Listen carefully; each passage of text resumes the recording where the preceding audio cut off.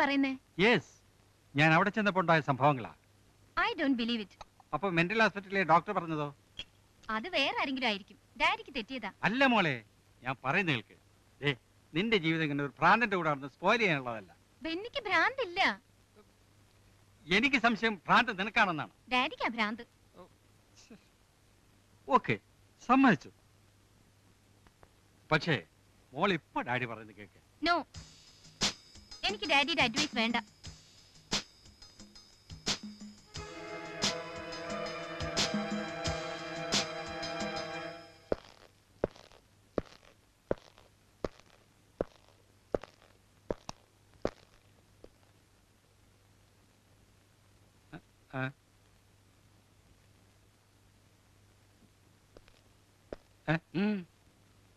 എന്ത് വേണം?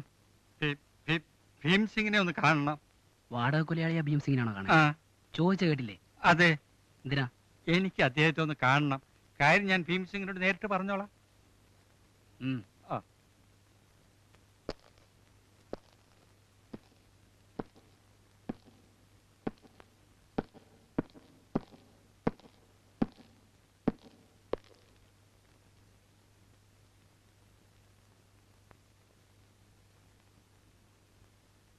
വരൂ, ഇരിക്ക്.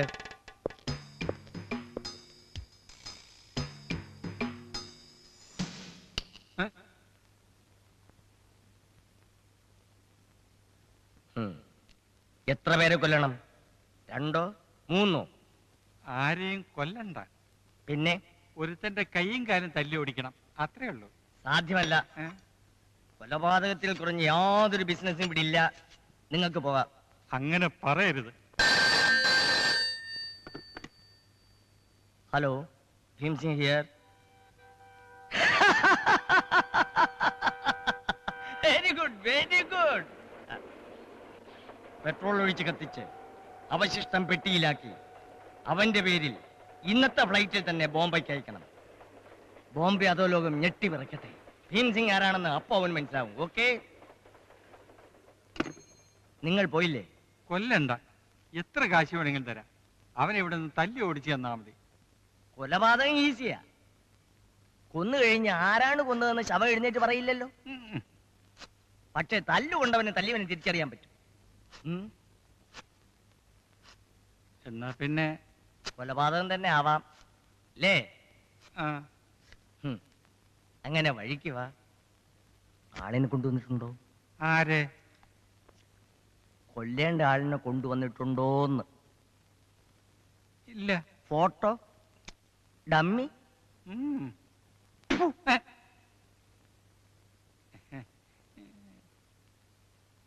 പിന്നെങ്ങനാ കൊല്ലുന്നേ? ആളിനെ കാണിച്ചു തരാം.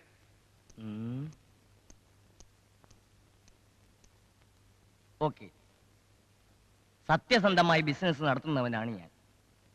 ഫീസല്ല, നിങ്ങളുടെ സന്തോഷത്തിന് വേണ്ടി നിങ്ങൾ തരുന്നത് ഞാൻ വാങ്ങും. മേശപ്പുറത്ത് വെച്ചോളൂ.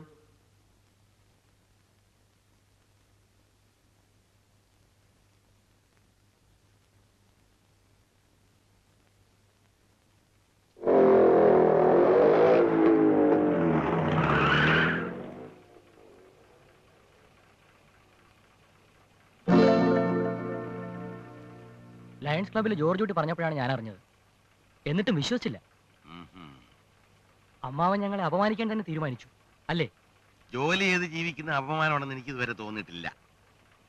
പക്ഷെ സ്വന്തം തന്ത വീട്ടുമുറ്റത്ത് വന്ന് നിന്നപ്പോ പുറത്തിറങ്ങാൻ മടി കാണിച്ച ഒരുപോലുണ്ടല്ലോ നിന്റെ ഭാര്യ. അവൾ എന്റെ മകളാണെന്ന് പറയുന്നത് എനിക്ക് അപമാനമാണ്. മനസ്സിലായോ? വണ്ടിയെടുത്ത് പറ.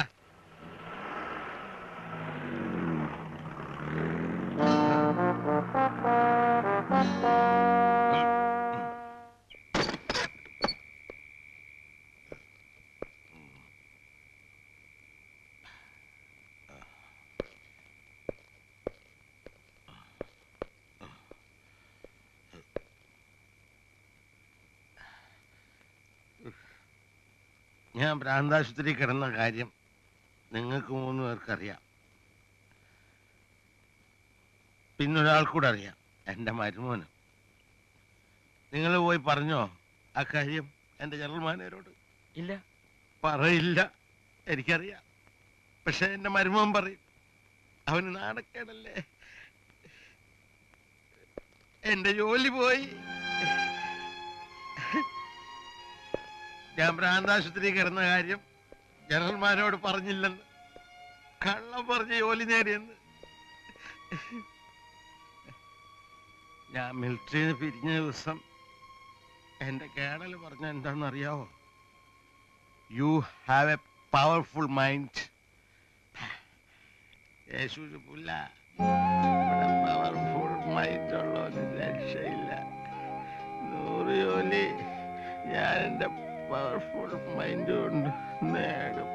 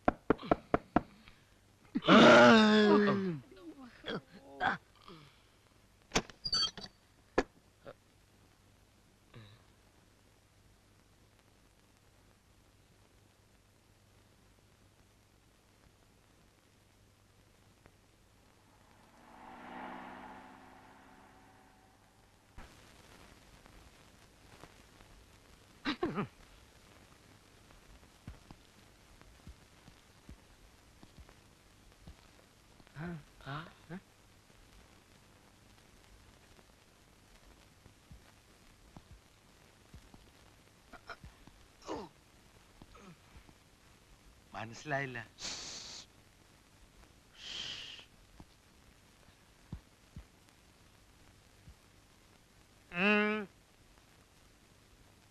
കാണും.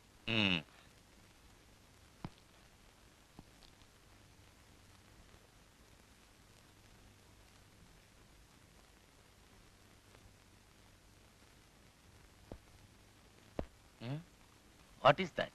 That is what? Okay. Get up. Thank you. No mention, please. ഈ മേശ മാറ്റണം. മേശ. ഹലോ ഹലോ ഹലോ വെയിറ്റ് പറയുമ്പോ എടുത്താ മതി. ചായ എടുക്കട്ടെ? എടുക്കണ്ട. ഇല്ല വേണ്ട. അപ്പോഴേ ഫോളോ മീ. Yeah.